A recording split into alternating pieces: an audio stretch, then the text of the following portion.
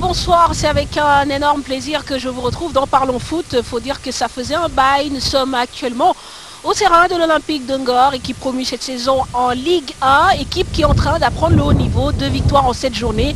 Et justement, pour en parler, Chercida Tissar, il est l'entraîneur de l'Olympique de Ngor. Et avec lui également, nous parlerons de sa nomination récente en tant que préparateur des gardiens de l'équipe nationale du Sénégal. Et puis ses prestations en avaient séduit plus d'un lors du tournoi des Jeux Olympiques de Londres 2012. Une montée en puissance confirmée bien sûr par une convocation en équipe nationale. Il s'agit de Cheikhou Kouyaté. Nous l'avons rencontré il y a quelques semaines à Paris. Alors l'homme évolue actuellement à Anderlecht dans le championnat belge. Son portrait dans cette émission. Ce week-end il y a eu beaucoup de chocs. Manchester City, Chelsea, PSG, OM. Les plus beaux buts commentés par Cher Sadibou Diarra, celui de Papis Demba Cissé vaut le détour, ce sera dans notre rubrique prolongation. Le tout c'est du foot, c'est dans Parlons Foot. Merci de votre fidélité, bienvenue à tous. 11e journée du championnat de Ligue 1, l'Olympique de Ngor n'a enregistré que 2 victoires. Dimanche dernier, les Olympiens ont été battus par Tourekunda. 3-1, dur l'apprentissage du haut niveau. L'objectif cette année, c'est le maintien. Mais ces transitions de la Ligue 2 à la Ligue 1, comment les joueurs la vivent? Tentative de réponse avec Yannick Gomis.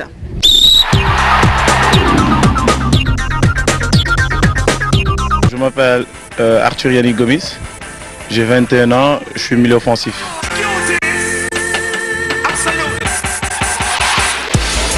Je suis là depuis 2011. La première année, on jouait la montée. On a arrêté de justesse, même l'année dernière aussi. Même en 2011-2012. Mais après 2012-2013, on n'est pas revenu en montée en Ligue 1.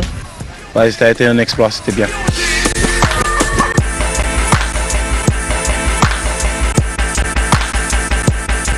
Il y a une grande différence parce que la Ligue 2, tout le monde a un objectif, c'est la montée. Et par contre la Ligue 1, il y a certaines équipes qui jouent le maintien et d'autres qui veulent le titre. Et d'une part, la Ligue 2 c'est 2 fois plus dur parce que c'est 2 fois plus rude le jeu. La Ligue 1 c'est 2 fois plus tactique et technique aussi. Ouais. Je suis un peu perdu parce que là en ce moment je n'ai pas fait un bon début de saison. Mais cette équipe, l'équipe est bien consciente de ça. On est bien conscient de ça aussi. C'est pour cela petit à petit on va essayer de montrer crescendo.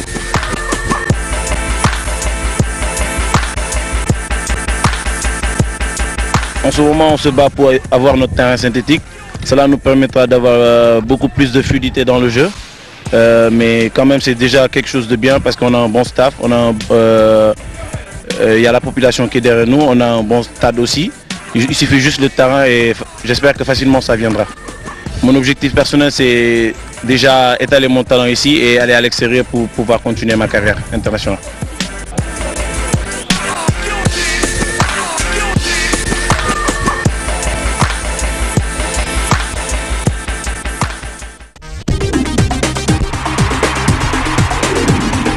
Voilà, je vous le disais au sommaire, notre invité du jour est Cherchida Tissar, entraîneur de l'Olympique de Ngor. Monsieur Sarr, bonsoir. Bonsoir, mon patron. Comment ça va? Ça va, ça va. Alors dites-nous, depuis combien d'années vous entraînez cette équipe? Bon, je suis à ma 3e saison. Donc voilà, j'ai fait 2 saisons en 2e division. Et cette année, nous sommes en 1re division. Donc c'est ma 3e année. Alors comment se passe la transition justement de la Ligue 2 à la Ligue 1? Bon, pour l'instant, on le consomme parce qu'on vient d'entamer la 5e journée. Bon, on est au milieu du classement. On est 11e. Sur 16 de niveau, parce que quand même, quoi qu'on dise, si on regarde les statistiques, vous avez eu quoi, 2 victoires, 2 défaites, 3 matchs nuls. C'est pas forcément un rythme de croisière. Donc quelles sont les différences qu'on peut noter entre les deux championnats? Bon, la différence se pose peut-être au problème du côté technico-tactique. Parce que moi j'ai une expérience de coacher des équipes de 2e division. La 2e division, il y a beaucoup d'engagement parce que c'est des matchs à résultat immédiat. Par contre, en 1re division, tu trouves des équipes, les ambitions ne sont pas les mêmes. Par exemple, en 2e division, tu as 16 équipes. Au départ, toutes les 16 équipes jouent pour la montée. Par contre, en 1re division, au départ, on est 16. Je donne l'exemple de Ngor. L'objectif, c'est le maintien. Certaines équipes, l'objectif, c'est le titre. Donc c'est ça qui fait la différence entre la deuxième division et la première. Mais aussi sur le plan, comme je dis, technico-tactique, je ne dis pas que les gens réfléchissent trop en première division, mais tu sais, surtout cette année, le niveau est très élevé. Très bien. Contrairement aux années passées. Parce que quand tu regardes les autres équipes jouer, tu sens qu'il y a beaucoup de techniciens qui sont descendus cette année sur l'arène. Très bien, très bien. Pour compétir. Donc là, c'est là qui fait la différence. D'accord, très bien. Donc vous-même, vous êtes en train d'apprendre encore, vous êtes en train de vous réadapter en tant que technicien qui avait joué la Ligue 2 et qui maintenant évolue en Ligue 1. Ah, c'est normal, hein. On fait, comme je dis, de l'apprentissage. Bon, mais moi personnellement, j'ai été entraîneur d'une équipe de première division il y a 3-4 ans. C'est ça.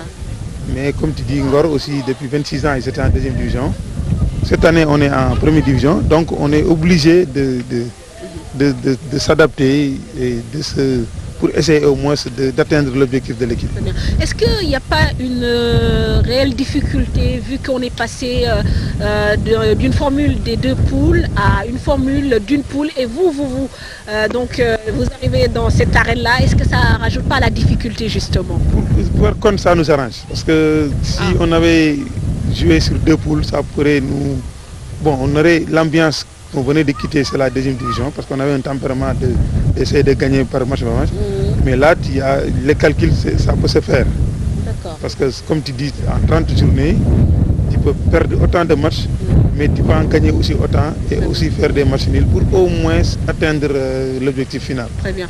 Alors l'objectif c'est le maintien, vous le dites, donc ça y est, c'est su. En même temps, vous avez peut-être une chance, celle de pouvoir vous entraîner sur votre propre terrain. Alors par rapport au plan de développement des infrastructures de l'Olympique de Ngor, en tant que technicien, est-ce que vous avez idée sur ce plan de développement? Bon, je ne suis pas trop sûr de l'idée de développement, mais j'ai trouvé en place, comme tu dis, vraiment une équipe avec une équipe dirigeante qui ont des ambitions. Parce que, comme tu dis, sur le plan des infrastructures, tout ce que tu veux dire vraiment à l'image des Djambar, il n'y a qu'un Ngor qui détient son stade. Tout à fait. Parce que toutes les équipes de première division jouent sur des terrains, peut-être si ce n'est pas municipal, c'est régional. Mais il n'y a que Djambar et Ngor qui jouent vraiment sur leur propre terrain. C'est un avantage. C'est un avantage, vraiment c'est un avantage. Vous n'allez pas vous prendre la tête sur la location d'un terrain pour pouvoir vous entraîner, des choses comme ça. Non, vraiment c'est à notre avantage. C'est pour cela on essaye de prendre le maximum de points à domicile. Parce que comme tu dis, on s'entraîne sur le terrain, on y joue. Vraiment, c'est vraiment à notre avantage quand même. Sur le plan des infrastructures aussi, vraiment, l'équipe dirigeante est en train de mener beaucoup d'efforts vraiment pour mettre en place un terrain synthétique. Vraiment, c'est le souhait de tout le monde. Les gens se battent. Le président Rémi Juto est en train vraiment de se battre vraiment pour le mettre, pour au moins pour le développement de cette localité et de l'équipe de l'Olympique de Ngor. Très bien. Alors, cher Sidati, on va parler d'une autre actualité. Votre nomination en tant que préparateur des gardiens de l'équipe nationale. Alors déjà, le double emploi, comment vous allez faire quand l'équipe nationale sera en regroupement? Il y aura un travail à faire par rapport à ce poste d'entraîneur de l'Olympique de Ngor. Bon, moi, comme je dis, j'appartiens à une direction technique nationale depuis 2004. C'est vrai que quand je venais ici, les dirigeants de l'Olympique de Ngor savaient que j'étais entraîneur national d'abord. J'ai travaillé avec toutes les sélections. J'étais avec les cadets, j'étais avec les juniors, l'équipe féminine, l'équipe locale, l'équipe des moins de 23. Donc, avant de signer mon contrat, ils savaient que je suis membre de la DTN. C'est vrai qu'il y a quelque chose qui vient d'ajouter. Je viens d'être élu pour être au niveau de l'équipe première, qui est vraiment le poste, on va dire. Voilà, du football sénégalais. Ouais. Mais là aussi, comme tu dis, si l'équipe nationale est prioritaire, si l'équipe nationale est en regroupement, vraiment, il faut que je quitte le club pour aller là-bas. C'est pour cela, au niveau du staff, on a étouffé un peu le staff. J'ai de bons représentants parce que ce n'est pas la première fois. J'ai fait des campagnes avec les autres sélections, j'ai laissé l'équipe. L'année, je me rappelle, ma première saison ici, j'ai raté même les 2 premiers matchs. Parce qu'en ce moment-là, j'étais au Rwanda avec l'équipe cadette.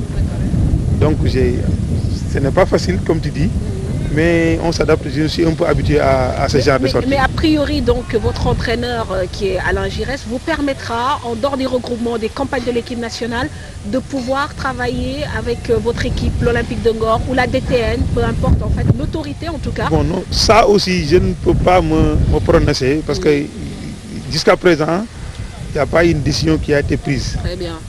Bon, je suis à l'écoute comme tu dis, de la direction technique, parce que c'est eux qui me commandent, Très bien. et aussi de l'entraîneur national. Très bien.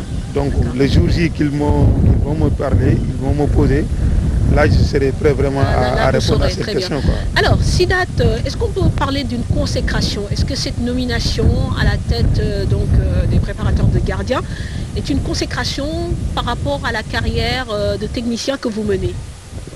Bon, certes c'est une consécration parce que comme les gens le disent, moi j'ai fait tous les pas du football. D'abord j'ai été footballeur, j'ai joué en championnat national, j'ai joué des matchs de Coupe d'Afrique en club. J'ai été international aussi. D'accord, vous n'êtes pas inconnu au bataillon. Je ne suis pas un inconnu au bataillon. Bon, depuis là, quand j'ai quitté le terrain, j'ai aussi resté sur le banc. Parce que je n'ai pas quitté le terrain pour aller faire autre chose. Donc j'ai quitté le terrain, je suis resté sur le banc. Depuis 2001, je suis à la tête d'une équipe de deuxième division que j'ai fait monter en première division, c'est KSFC. Je l'ai maintenu pendant 2 saisons. On a fait même une campagne africaine avec KSFC. C'est après que j'ai passé par l'ETIX, avant d'entraîner aussi la senior de Diourbel, pour venir essayer de monnayer mon talent ici à Bon. Donc cette nomination pour moi, j'étais ancien gardien de but international. Et depuis 2004 aussi, j'ai travaillé avec toutes les sélections. Très bien. Je vous dis que même, je peux vous citer même des exemples, les Ousmane Mané et Khadim. Je les ai entraînés trop jeunes. Vous les avez vus passer? Non, très jeunes, je te dis, très jeunes. Quand il était avec les juniors, je l'avais comme entraîneur. Donc je me retrouve en équipe première, je les retrouve là-bas. Donc pour moi, c'est une consécration que vraiment, c'est le fruit d'un travail. Il a été long quand même. C'est le fruit d'un processus. Un processus, voilà. Alors Sidati, justement, vous aurez du pain sur la planche, parce que quand même, depuis quelques années, on se rend compte que le Sénégal n'a pas forcément de gardien titulaire. Est-ce que vous pensez, par rapport à certains joueurs qui sont déjà là, qui sont peut-être confirmés, comme Ousmane Mané, Khadim, comme vous l'avez dit, essayer d'avoir d'autres talents pour renforcer le groupe? Est-ce que vous êtes déjà en train de réfléchir à tout cela? Non, ma réflexion, je l'ai fait, ça fait presque depuis ma nomination au niveau de la DTN, je dis. Parce que pour moi, le Sénégal regorge de gardiens. Ce n'est pas tout juste Ousmane Mané et Khadim. Et Bouna Koundoul aussi. Il y a Bouna Koundoul, même au niveau local. Ouais. Je vous dis, il y a certaines équipes, tu vois, même au niveau, parce qu'il y a aussi une certaine chose qui se passe actuellement au Sénégal. Tous les clubs s'organisent pour mettre en place un staff de préparateurs de gardiens. Et les gens aussi sont habitués à faire du bon travail. Mais le problème, c'est la continuité. C'est-à-dire, je donne un exemple, il y a un gardien cadet qui vient en équipe nationale, mais tu sens qu'il est bon, mais au niveau de son club, il lui manque certaines notions, c'est-à-dire le travail spécifique.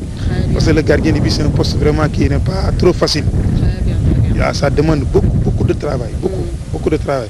Mais vraiment, au niveau des clubs, certains clubs commencent à s'organiser pour mettre en place ces structures-là. Donc ça aussi, ça peut nous aider.